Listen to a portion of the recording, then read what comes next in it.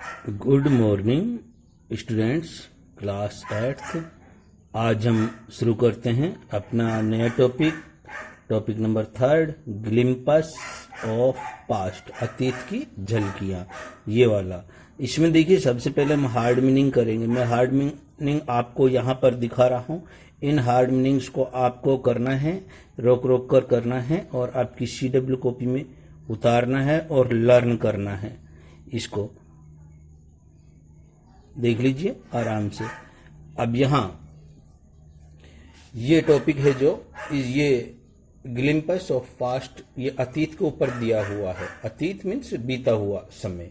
ये उस समय की बातें हैं जब भारत में ईस्ट इंडिया कंपनी यानी कि अंग्रेजों का शासन था, उस समय की है ये।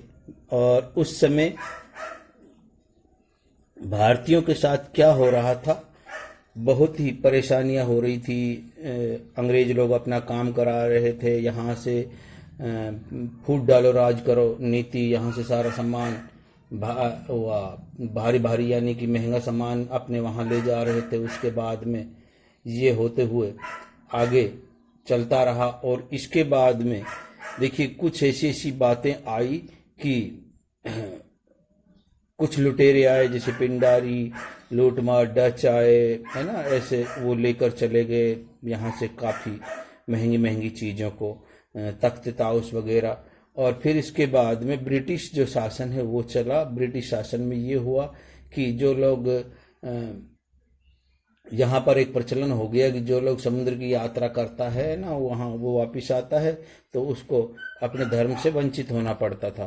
तो स्त्रियों के साथ में ये माना गया था कि सती होती है वो स्त्री भाग्यशाली होती है। इस प्रकार के कई चीजें है ना लागू कर दी गई यहाँ।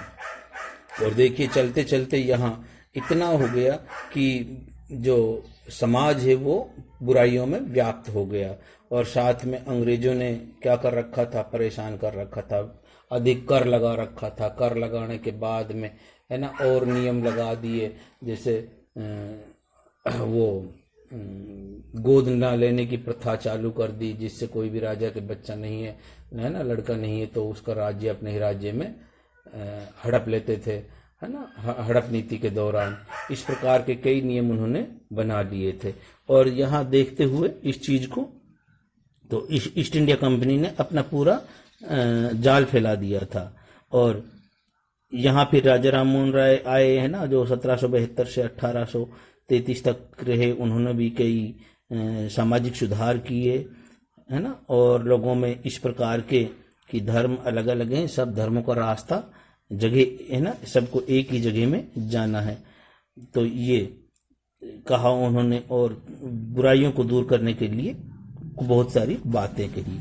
आगे ये होता है कि जैसे भारतीयों ने इसको हटाने के लिए कई दमनकारी नीतियां अपनाई। और उन नीतियों के दौरान ये हुआ कि भाई भारतीयों ने अपने बलबूते पर ईस्ट इंडिया कंपनी को भगाना चाहा, लेकिन उन्होंने क्या ईस्ट इंडिया कंपनी ने किसानों के ऊपर अधिक कर लगा दिया। अधिक कर लगाने के बाद में यहाँ पर उन्होंने बहुत सारे अतीत के जो प्रभाव हैं वो झलकाते हैं। और कर लगने के बाद में ये होता है कि लोग है ना भूखे मरने लग गए, जमीनें छोड़ दी उन्होंने। ईस्ट इंडिया कंपनी का जमीनों पर आधिपत्य हो गया और बढ़ता गया इस तरह से। तो यहाँ देखिए ये जो अतीत की झलकियाँ, किस प्रकार राजा महाराजाओं को अंग्रेजों ने सताया, उनको फूट डाली, ये सारी चीज़ें आती हैं। तो अब इसके बारे में हम है ना हल्का सा विचार करने के बाद में बुद्धिजीवियों ने फिर है ना अपना सहयोग देकर इसको आगे आंदोलन किया। आंदोलन के दौरान उन्होंने वो असहयोग आंदोलन जैसे सविज्ञान आंदोलन और कई तरह के आंदोलन किए। तो उसमें ये चाहा कि भाई हम इन अंग्रेजों से आज़ाद हो जाएं। और तो ये जो चलती रही, ये 1857 से लेकर और आज़ादी तक, यानी कि वैसे तो शुरुआत हो चुकी थी 1757 से और 1857 तक की यहाँ पर ये झलकियाँ हैं। बाद में है ना वो सीखें कि भाई कैसे यहाँ से चिंगारी हो चुकी थी।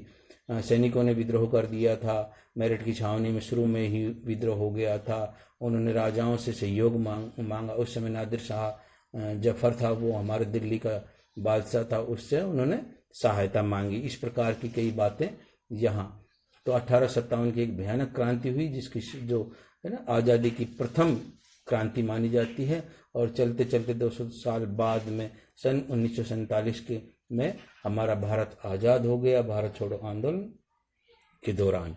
तो वहाँ पर हमें आज़ादी मिली और आज हम स्वतंत्र हैं, और अपनी स्वतंत्रता से हम अपना विचरण करते हैं इस प्रकार से हम। तो आज इतना ही। Okay, stay home, stay safe, thanks.